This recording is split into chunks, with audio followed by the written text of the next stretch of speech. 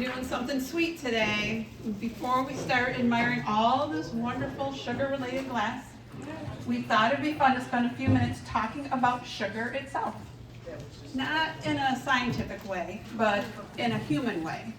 Because sugar has been part of our language, our medicine cabinets, and our kitchens for a very long time. Starting with language, let's talk about a few sugary phrases. First, sweet dreams.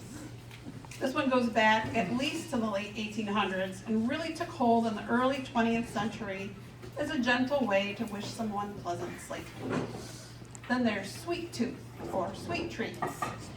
These phrases became more common in the early to mid 1900s, right around the time desserts and candies were becoming everyday pleasures instead of rare luxuries.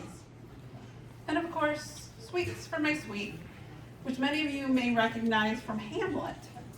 Shakespeare used it in the early 1600s, proving that even then, sweetness and affection were practically synonyms.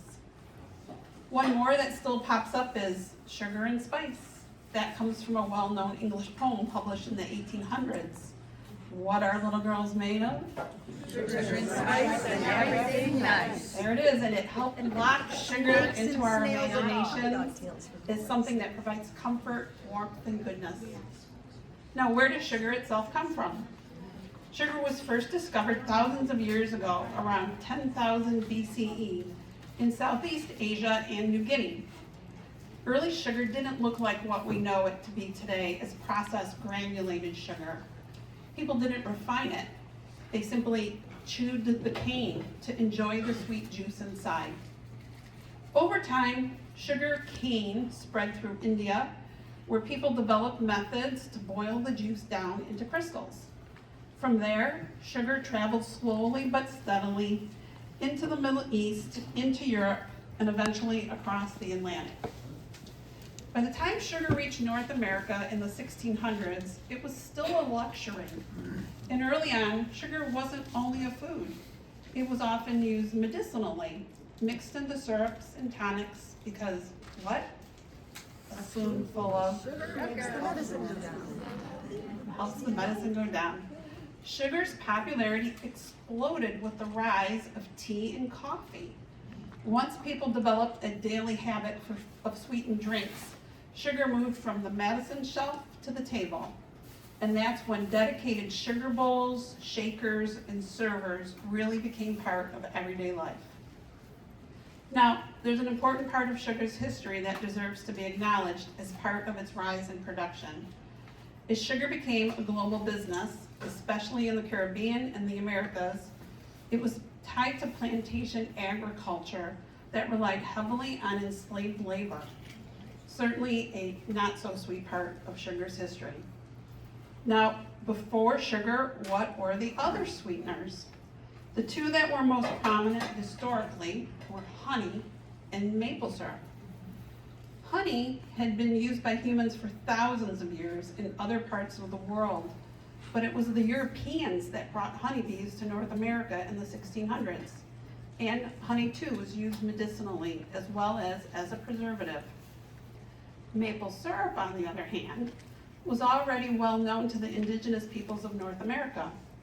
They identified maple trees, collected sap, and they taught the colonists how to boil it down, making maple one of the earliest sweeteners produced right here. As sugar became more common, different forms appeared, and still today, not all sugars are the same. Cane sugar comes from sugar cane. Beet sugar, developed and expanded in the 1800s, helped make sugar more affordable and widely available. In the US, domestic sugar production is roughly split between the two, about 45% cane and 55% beet. By the 20th century, concerns about diabetes and health issues helped drive a gradual shift towards sugar substitutes. First saccharin, and then many others like aspartame, Splenda, and stevia, though sugar certainly never left the table.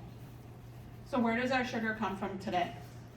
The biggest sugarcane producer by volume in the United States is from Clewiston, Florida. It's the U.S. Sugar Corporation.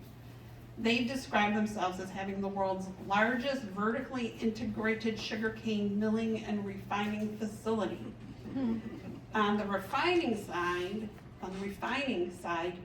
ASR Group, which includes Domino Sugar and others, describes itself as the world's largest cane sugar refiner and marketer. And here in Michigan, beet sugar is a big deal, with the Michigan Sugar Company headquartered in Bay City, and with beet sugar processing facilities in Bay City, Cairo, Croswell, and Sebewaing. So when you see brands like Pioneer and Big Chief, that's Michigan-grown sugar beets turned into the sugar many of us bake with and use on our tables. But sugar is not just a pantry item. It's also a commodity with a price that affects huge parts of the food economy.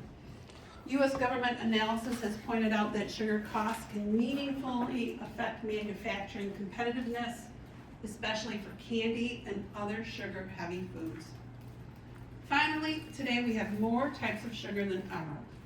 White granulated sugar, brown sugar, turbinado, crystal sugar, powdered sugar, sugar cubes, each with its own look, texture, and purpose.